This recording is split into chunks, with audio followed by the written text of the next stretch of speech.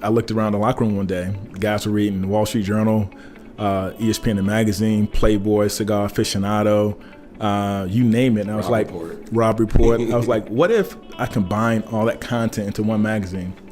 And that's when OT was born. This is Entrepreneurs the Playbook, where I give you access each week to the world's greatest athletes and executives about their personal and professional playbook and what has made them champions on and off the field. This is the Playbook. Hi, this is Dave Meltzer, CEO of Sports One Marketing, and we're at the Playbook for Entrepreneur. And I am here with an incredible athlete, which really doesn't mean much when I say that because I'm always with incredible athletes. What makes this guy special is he is an incredible businessman, which makes it really rare to be able to have the discipline, training, skill sets, desire to achieve the highest honors in football, but also to then translate it over to a completely different competitive field of business. So I'm here with Ryan McNeil, and he is an ex-NFL superstar, the U of Miami, like the Ohio State University. Ryan McNeil, welcome to the Playbook. Thanks, Dave. Thanks for having me. Oh, no problem. I thought, for the few viewers that may be a little bit younger and don't remember you playing, if you could give a little bit of background at first on just kind of your football career itself. Sure. So I'm from Florida. Went to high school at Fort Pierce Westwood High School. Wasn't that highly recruited. I think track was my first love, so excelled in track, excelled in basketball a little bit. The 4x1, right? Exactly, but I was a late bloomer in football, and came on strong my end of my sophomore year, junior year, and senior year. Obviously, I got noticed by the University of Miami. Butch Davis came to scout me, and brought Jimmy Johnson to the house, and I guess the rest was history as far as me committing to University of Miami. Got down there, was lucky and fortunate enough to be around other talented guys. We won 2 national championships. I was a two-time All-American. Two-time All-American, and only lost 5 games in 5 years. So I was probably around some of the most talented college athletes in history. That allowed me to fulfill my dream to be a part of the National Football League. I was Detroit's first pick in 1993 and played 11 years. I was fortunate enough to be All-Pro twice and selected to go to the Pro Bowl twice. So back when the Pro Bowl was fun. You actually got to go to Hawaii with your whole family and play the game. Exactly. It was fun. Yeah. You invite family and friends and get a chance to meet the guys. Yeah. You compete every day, every week, but you really didn't know each other. And so the Pro Bowl was one of those times when you really got a chance to meet someone that you didn't know, especially who wasn't part of your team. And that's where a lot of the good relationships or deep relationships were forged.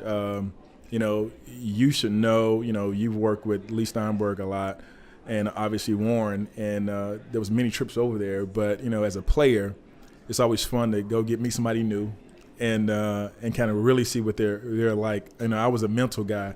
I always used to take notes of, what a guy, was eating, how he walked, what kind of music he listened to. So when I competed against him, I kind of had a dossier of all the guys I went against. So it was fun going over the Pro Bowl because I was able to get a lot of good notes. That's awesome. And that's what makes you unique, Ryan, is that you have all these little idiosyncrasies or habits that you form playing that made you a better player. Right. But they translated so well onto, the business field, as I call it.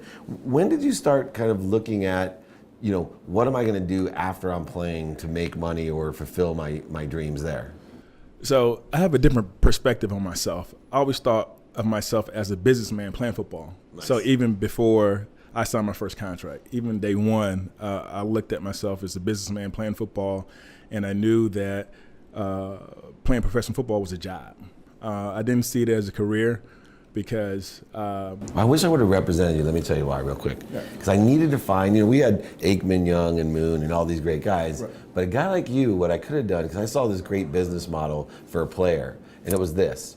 Why don't you let those guys that are the idiots that are buying the Ferraris, the Porsches, and the extra homes, right. Why don't you let them borrow money from you, take a first security interest in those cars? We could have been the first loan sharks of the NFL. Well, it would have been a great business. Somebody needed to. And so, I knew that I didn't know how long my career was going to last or my job was going to last. So when I tell people all the time, it's like a career to me is being an attorney. A career to me has been a doctor, where it spans decades and not years. And so the average at that time.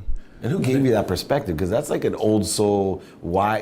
I represent a lot of guys with Lee, and none of them really understood that, I'm just paid for my passionate hobby, because nobody plays in the NFL for life. Warren tried to. Right. He played till he's 44, but that's still not life.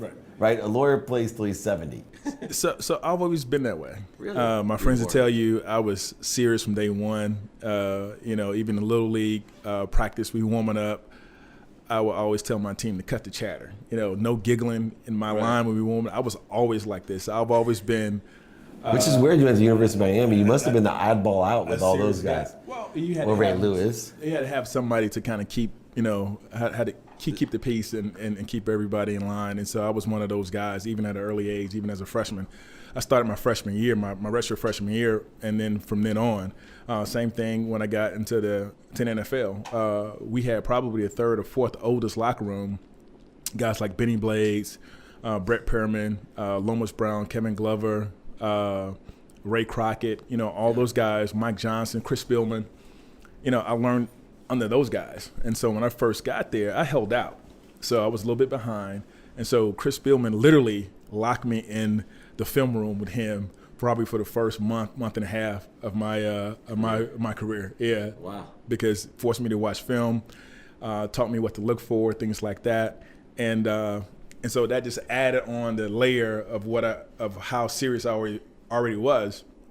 And I've been like that for the rest of my career. And so I look at the sports as serious fun.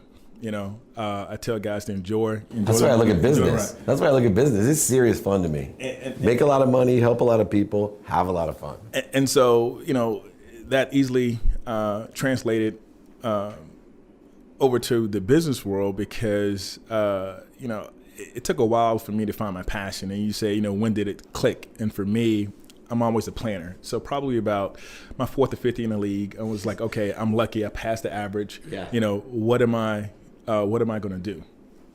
And I started doing some research. The NFL didn't have a lot of information. The NFL Players Association didn't have a lot of information as far as transitioning. Yeah. So that's when I created my first business, PBFN, Professional Business and Financial Network. And essentially, Dave, I wanted to make entrepreneurship cool. That was my goal. I didn't want to manage anybody's money, but I wanted to make entrepreneurship cool, and that started me on my way down the entrepreneurial road. And from there, we launched OT Magazine, and OT Magazine was the business and lifestyle guide for professional athletes. I looked around the locker room one day. Guys were reading the Wall Street Journal, ESPN the magazine, Playboy, Cigar Aficionado, you name it. And I was Rob Report. I was like, what if I combine all that content into one magazine? And that's when OT was born.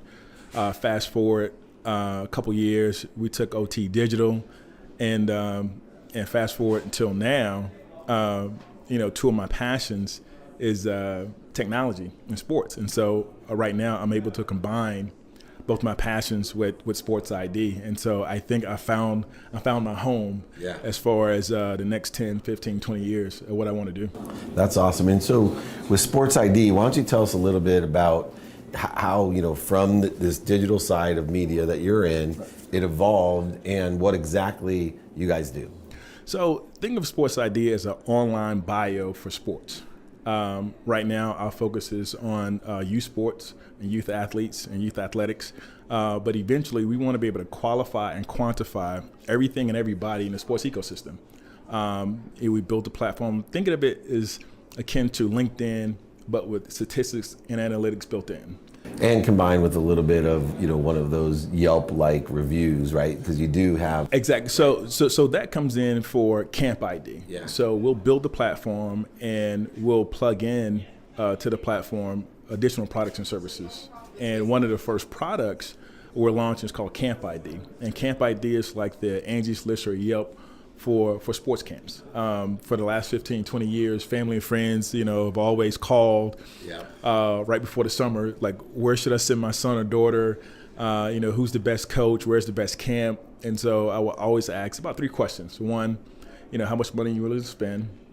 2, how far are you willing to travel? And 3, what's the skill set of your son or daughter? And with those 3 answers, I can usually help them navigate where to go, and where to be, and what to expect.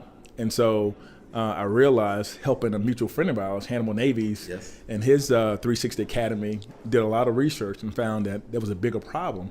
And so what I focused on is solving that particular problem for not only family and friends, but for the whole sports ecosystem. And I have a simple business philosophy, Dave, is to solve small problems for big markets. You and I both know sports is a huge market. And people don't understand it. Right. Yeah, it's amazing. So what's funny is we're over at Junior Achievement and with some really great minds like Mark Thompson and Bob Proctor, a lady from Facebook. But they brought up jobs, and Mark Thompson created something, one of the first MP3 players in '99 when I had the first smartphone with Samsung. And he brought it to Steve Jobs because those guys went to high school together. Right. And so he brought it to him, and he literally told him, hey man, that thing is way too complex, and get out of that business fast because I'm inventing something that everyone's going to buy. It's simple and it's easy to use.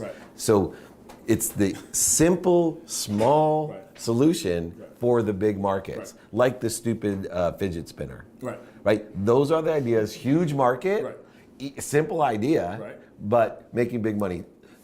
As we kind of finishing out here, 2 questions. Number 1, I always like to ask people, what do you see as your biggest challenge, or maybe even the biggest mistake you've made so far as an entrepreneur? A good thing as a defensive back, you're used to failure. Right, it's like being a baseball player, right? You got to have the shortest memory in the world because I can't find one. You don't want to be used to failure, but you can adapt to it. Right. Forget about it. You're never used to it. But I think even more because I was a DB, not of your stature, right? But I carried that idea that, look, this is a learning process. That guy may have just toasted me once, but it's not happening again. What was that moment for you in business? So being in team sports most of my life, you had individuals and a collective all focus on the same goal. In business, you have different personalities that their motivations may be a little different. In team sports, is winning. Do whatever it takes to win. You win as a collective. You get noticed. You get have notoriety, and you feel good. Business is a little different. And so one of the things that my biggest challenges or biggest failures, however we want to classify it, is building a team of folks who had different motivations, not for the collective good of the company, but for prestige, money, ego, and you got to find out everybody's motivation. What makes them tick, and that was a tough lesson to learn because I thought I selected the best of the best, folks who were part of the sports space, people who came from great corporate environments, at least what I thought, and had great reputations. But putting them in a startup or a small business setting didn't work. Didn't work for the collective. And eventually we had to change the team. But that's probably one of the biggest challenges. And I'm a perfectionist, right? Yeah. I think, as an athlete, you think you can't fail in anything. But that was probably the biggest thing that I can easily evaluate athletic talent. But when it came to corporate employee talent, I'm a lot more better now than I was 10 years ago when I made that mistake. And so I think that was probably one of the biggest challenges I had. One of the things that I see from athletes is that at whatever level we've all experienced, Pro Bowls, championships. You were blessed to have 2 national championships, and I've recruited athletes, and there's some athletes that will tell you the greatest moment of their life was winning the national championship, and they never moved on to the NFL. Right. You won 2 of them. Right. You played for the Lions and others, and other players like Warren never won the Super Bowl, or Andre Reed or Jim Kelly and those guys, but they went to the Super Bowl. Everyone has their level of championship. And outcomes are important, but I believe that you enjoy the journey to the outcome and see past it. Right. What's your next national championship? You know what that feels like. Very few people do, Right. and you've done it twice. So if I was going to say, okay, you're in business now, what's your national championship? What's going to make you feel the same way as you did walking off the field with all those cheerleaders all over you and the whole world going, oh my God, you got this sucker right here, a big ring? That's a very good question, and put in that context, I think probably a combination of things. One, for us to get funded to scale our company, and then I'll help you with that. and then two, one of the reasons why I built SportsID is for that young athlete not to get bypassed, right? So the thing I always go back to University of Miami, and the thing that I want them to experience is experiencing those games, that competition at the highest level. And so I know if it wasn't for sometimes the grace of God, I wonder if I would have been at the University of Miami and Butch Davis would have seen me come out to my practice, and Jimmy Johnson would have came in my house and invited me to be a part of his team. I think that the next biggest thing for me is to see as many of today's youth participating in sports, because sports changes lives for the better. And I set out to prove that with data and analytics. The more kids participate in sports, the better they do in school, the better they are with their peers, with their siblings, the better citizens they become, the better leaders they become. Yeah. And so I'm set out to prove that, because I think that because of the budgets that are being cut in different school systems and different programs, that people who have been involved in sports for a long time, it's our duty to make sure the next generation and the generation after that are able to participate in sports. And so, when we have, 5 million kids on the platform participating in sports, we can qualify and quantify that. That'll be my Super Bowl. That is awesome. What a legacy that will be. This is Dave Meltzer, CEO of Sports One Marketing, here with Entrepreneur, the Playbook, and with one of my national champions. It's just a pleasure not only to have seen you on the field mature, but then more importantly, to become a friend of yours and to see you off the field, because you are truly what Entrepreneur represents. You look for the betterment of all, you're figuring it out, and I see you as a Pro Bowler many, many times for many more years than the short-lived career that most football players have. So thanks, Ryan McNeil, for coming on the Playbook. Appreciate it. Awesome. Thanks, Dave. I started off on a community radio station in Minneapolis with a 4 a.m. shift, mixing for an hour with maybe 3 listeners if I was lucky, and worked my way up, and it wasn't easy. And, I got told no and had way more failures than I've had successes, but it's just being persistent and not giving up.